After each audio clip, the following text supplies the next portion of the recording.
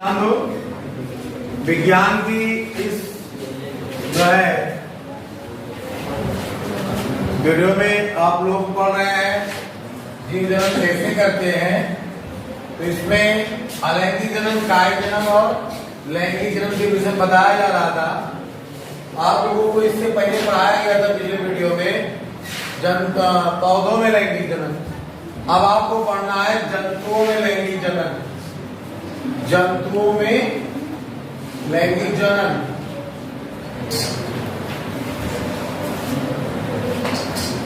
Sexual reproduction in animal.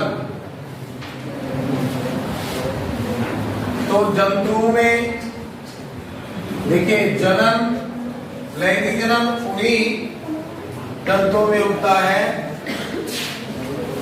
या तो जंतु द्विलिंगी हो या फिर एक लिंगी।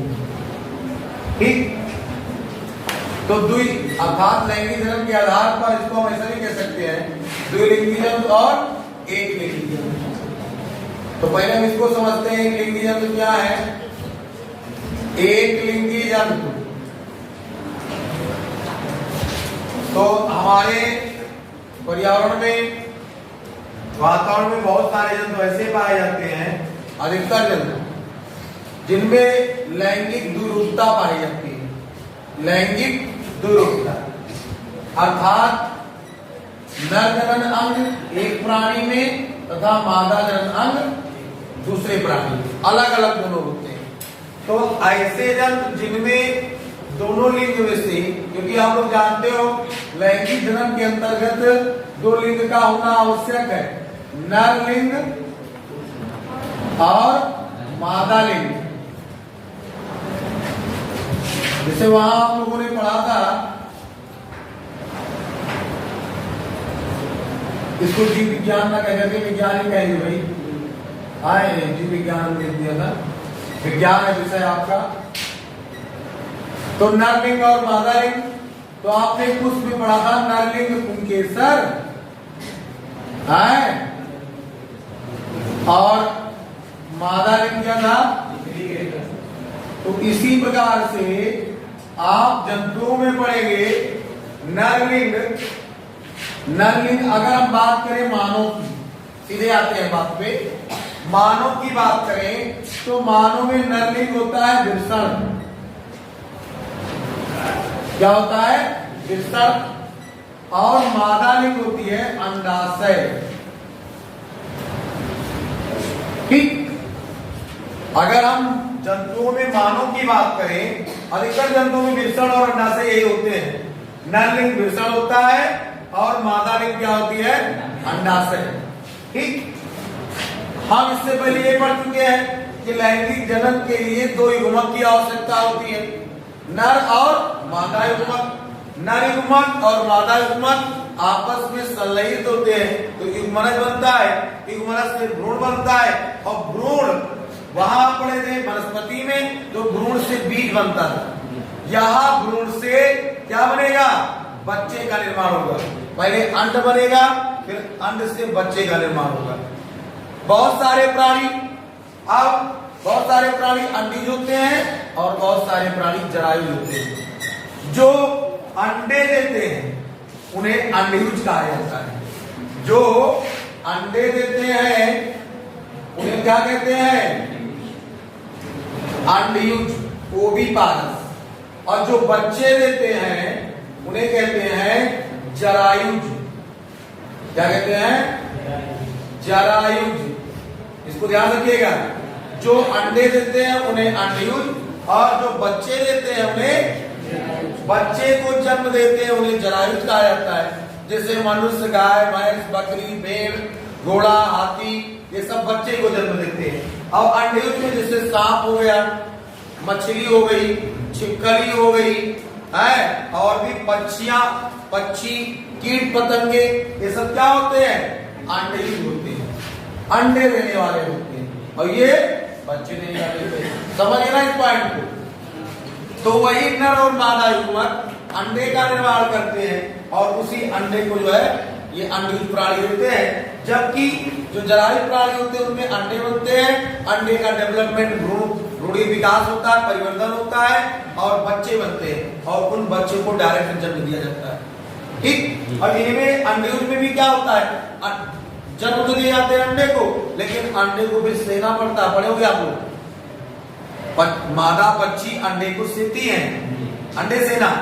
अंडे सेना का मतलब उसकी देखभाल करना, उसे गर्माहट देना और गर्माहट देकर के धीरे धीरे अंडे की कवर को ऊपर से जब गर्माहट प्राप्त होती है तो कवर हट जाती है और अंडे से एक परिपक्व बच्चा निकलता है।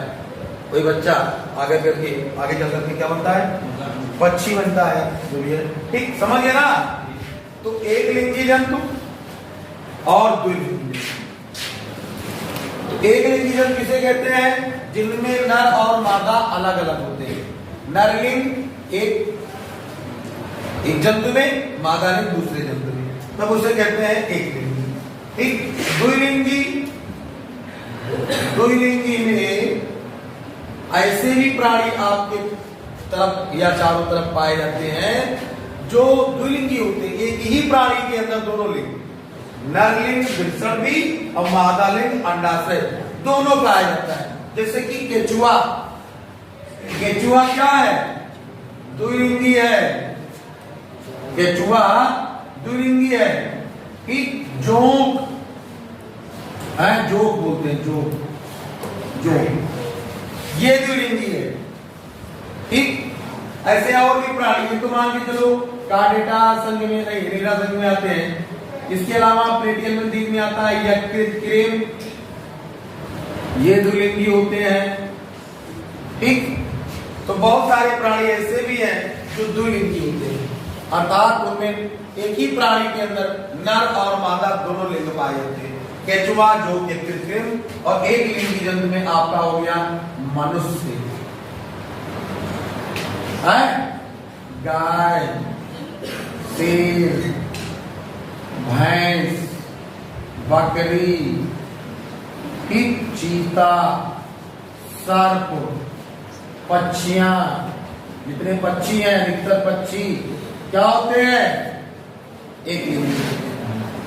आप देखो कुछ जीवों में लैंगिक द्विरूपता नहीं दिखाई पड़ती है और कुछ जीवों में लैंगिक द्विरूपता दिखाई पड़ती है। अलग अलग नर और मादा अलग अलग दिखाई पड़ते हैं, नर और मादा अलग अलग। जैसे मनुष्य में ही देख लो, नर को देख करके आप जान जाओगे कि ये आदमी है और ये स्त्रियां हैं। ऐसी बाह्य संरचनाएं होती हैं शरीर में, कुछ ऐसे संरचनाएं होती हैं जिसे आप देख करके पहचान सकते हो कि स्त्री है और ये मादा है। समझ गए ना। तो नर और मादा की पहचान की जा सकती है। और कुछ चीजें ऐसी होती हैं जिनमें नर और मादा की पहचान उनकी फिर ऑर्गन्स को ढूंढने के बाद ही की जा सकती है। जैसे आप लोग मेढक देखते हो, मेढक जल्दी से पहचान में नहीं आता कौन नर है कौन मादा है। छिपकली देखते हो, नहीं पहचान में आता कौन नर है कौन मादा है। ठीक है ना। तो इस प्रकार से तो कुछ जंतुओं में लैंगिक द्विरूपता दिखाई पड़ती है। तो उस आधार में हम क्या कह सकते हैं कि नर और मादा अलग अलग होते हैं। तो समझिए आप लोग, तो जंतुओं में जो लैंगिक जनन होता है उसके लिए जो नरलिंग है वो वृषण है, मादा लिंग जो है अंडाशय है। ठीक। अब हम आते हैं अपने पॉइंट पे। आपका अगला पॉइंट है मानव में लैंगिक जनन। जंतुओं में लैंगिक जनन के अंतर्गत मानव में लैंगिक जनन, इसमें मनुष्य में या मानव में लैंगिक जनन पढ़ेंगे हम। तो इसको ध्यान से समझिए। मानव में लैंगिक जनन, तो मानव में लैंगिक जनन के लिए हमने बताया कि मानव में लैंगिक द्विरूपता पाई जाती है। मानव में लैंगिक द्विरूपता पाई जाती है। लैंगिक द्विरूपता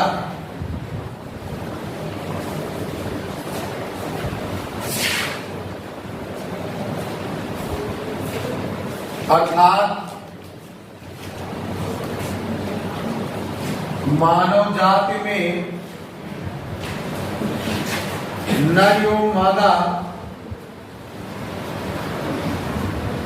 अलग अलग होते हैं।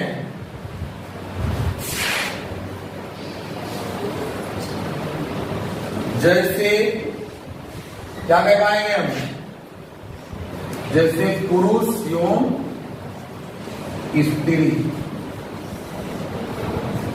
नोट कर लो इसको। पुरुष एवं स्त्री ये दोनों अलग अलग दिखाई पड़ते हैं। इसी चीज को हम कहते हैं लैंगिक विरूपता। इसमें ऐसे ऐसे द्वितीयक लक्षण एवं प्राथमिक लक्षण होते हैं जिसके आधार पर हम इनको अलग अलग पहचान सकते हैं, ठीक है ना। तो पुरुष को हम नर कहते हैं या मेल कह सकते हैं। क्या कह सकते हैं? मेल में जो प्राथमिक जनन अंग होता है, लैंगिक जनन के लिए जो प्राथमिक जनन अंग है, प्राथमिक जनन अंग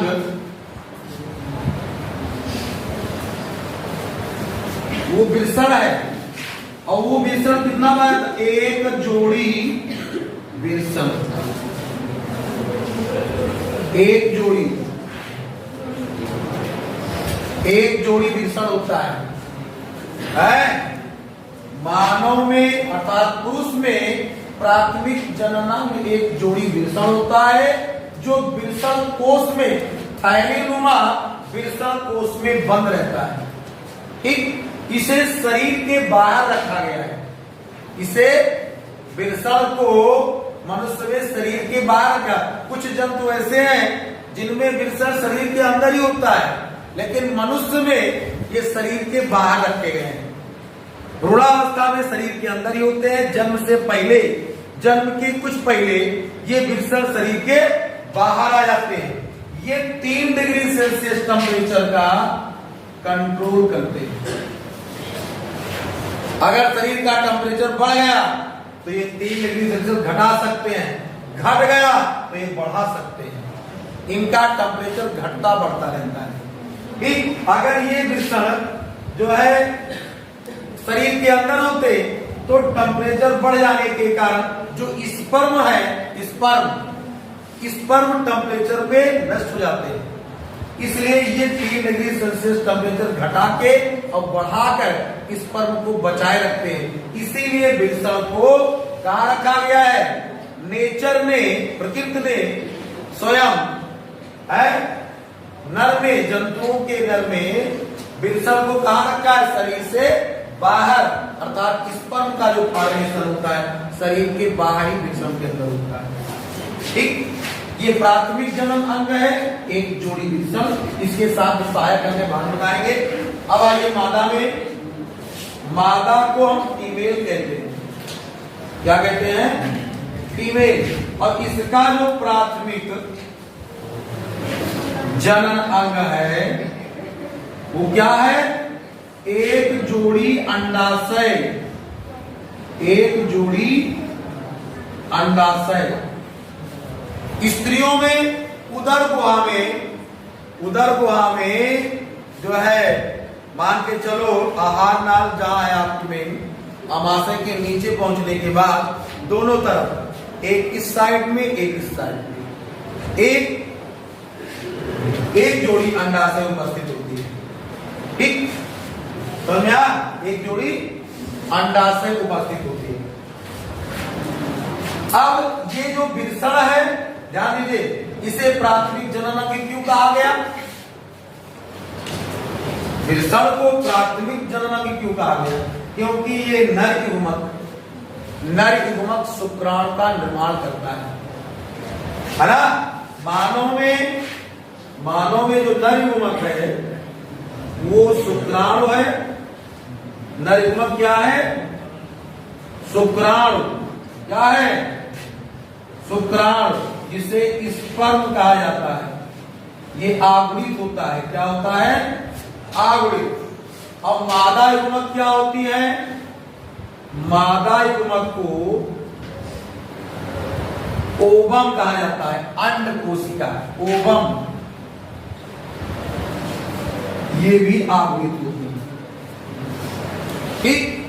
तो अंडाशय से ओवम का निर्माण होता है और विषण से स्पर्म का निर्माण होता है। यही स्पर्म और यही ओवम दोनों जब मिलेंगे, यन क्या बनाएंगे? 2n। यही द्विगुणित जायगोट का निर्माण करते हैं और यही द्विगुणित जायगोट ही क्या करते हैं, आगे चल करके भ्रूण बनाते हैं और भ्रूण से फिर बच्चे का निर्माण होता है, जिसके डेवलपमेंट में लगभग मिनिमम टाइम 9 महीने का लगता है। ठीक है ना, 9 महीने का टाइम लगता है पूरा इसका डेवलप होने में। ठीक, यहां पर निषेचन कैसे होता है, देखो निषेचन मैथुन क्रिया के पश्चात, मैथुन क्रिया के पश्चात नर से सीमेन की सहायता से शुक्राणु मादा के स्त्री के जो है अंडवाहिनी में फैलोपियन नलिका में पहुंच जाते हैं। ठीक, निषेचन क्रिया कैसे होती है, जनन क्रिया अर्थात मैथुन क्रिया के पश्चात नर के जो है सीमेन के माध्यम से, सीमेन की सहायता से शुक्राणु मादा की अंडवाहिनी में पहुंच जाते हैं।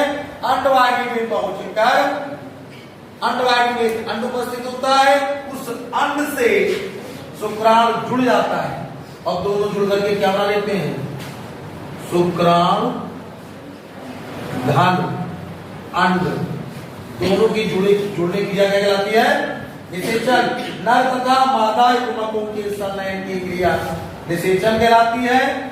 क्या बनता है, युग्मनज बनता है, युग्मनज, जिसको हम कहते हैं जायगोट। ये द्विगुणित होता है, नोट करो इतना।